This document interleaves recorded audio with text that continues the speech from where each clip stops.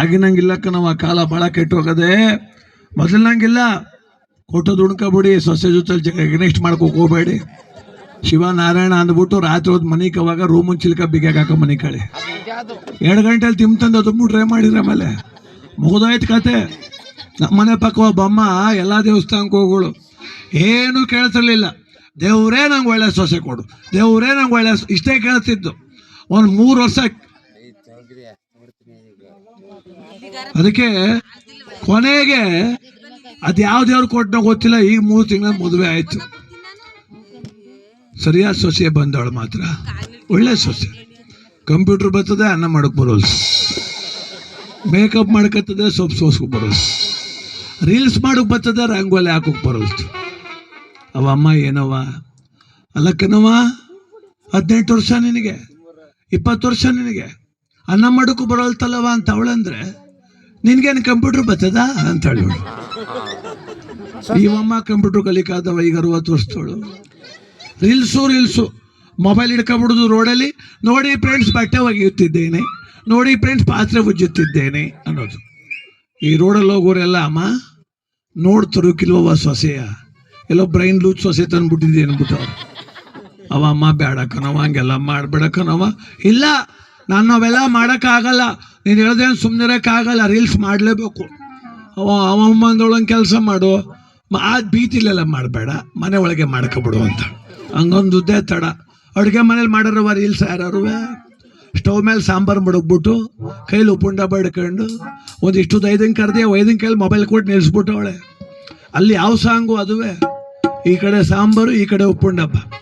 ಸಾಲುತ್ತಿಲ್ಲವೇ ಮತ್ತೆ ಸಾಲುತ್ತಿಲ್ಲವೇ ಅನ್ನೋದು ಸಾರಳಾಕು ಪಾಪ.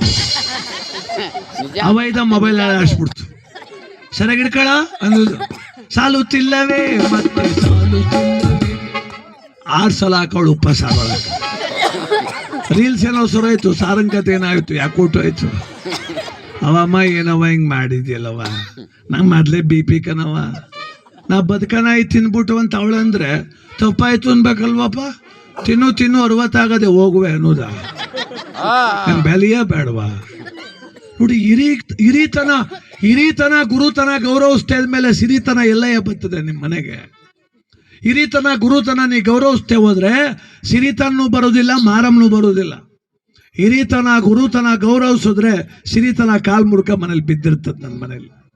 ಅದಕ್ಕೆ ಇವತ್ತು ಅನಾಥಾಶ್ರಮಕ್ಕಿಂತ ವೃದ್ಧಾಶ್ರಮ ಜಾಸ್ತಿ ಆಯ್ತಾವ. ವಯಸ್ಸಾದವ್ರು ತಾತ್ಸಾರ ಆಯ್ತದೆ. 10 ದೇವರ ಪೂಜಿಸುವ ಮುನ್ನ ಎತ್ತ ತಾಯಿ ತಂದೆಗಳ ಪ್ರೀತಿಸು, ಗೌರವಿಸು, ಪೂಜಿಸು ಅಂತ. ಆ ದೇವತೆಗಳು ಆಮೇಲೆ, ಮಾರಮ್ಮನು ಆಮೇಲೆ ಕಣ್ರಿ. ಮೊದಲು ಎತ್ತವರು, ನಮಗೋಸ್ಕರ ಜೀವ ಬಿಟ್ಟವರು, ಜೀವ ಸೌಸ್ತವರು, ಅವ್ರ ಕಣ್ಣಲ್ಲಿ ಕಣ್ಣೀರು ಹಾಕ್ಸೋದು ಯಾರು? ಮಕ್ಕಳೇ ಹಾಕಿಸ್ತವ್ರೆ. ತಿಥಿಲಿ ಆಡೋಕೆ ಹೋಗ್ತೀನಪ್ಪ, ತಿಥಿಲಿ ನಾನು ಜಾಸ್ತಿ ಹರಿಕತೆ ಮಾಡ್ತೀನಿ. 22 ವರ್ಷದ ಮಗ ಸತ್ತೋಗವನೆ, ಅಪ್ಪ ಕೂತ್ಕೊಂಡು ಪೂಜೆ ಮಾಡ್ತಾವನೆ.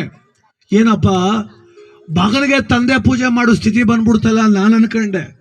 ಎಲ್ಲ ಮುಗಿದ್ಮೇಲೆ ಒಂದು ಮಾತಂದ, ಮೈಸಣ್ಣ ನನ್ನ ಮಗ ಸತ್ತೋದ್ದೇನು ದುಃಖ ಇಲ್ಲ, ಸಾಯಿನ್ ಸತ್ತ ಇನ್ನು 3 ವರ್ಷ ಮೊದಲು ಸತ್ತೋಗಿದ್ರೆ 3 ಎಕರೆ ತೋಟ ಉಳ್ಕತ್ತಿತ್ತು ಅಂದ. ಹೌದಾ ಅಂದೆ. ಹ್ಞೂ ಕಣಪ್ಪ. ಯಾಕೆ ಬೇಕ್ರಿ ಇಂತ ಮಕ್ಕಳು?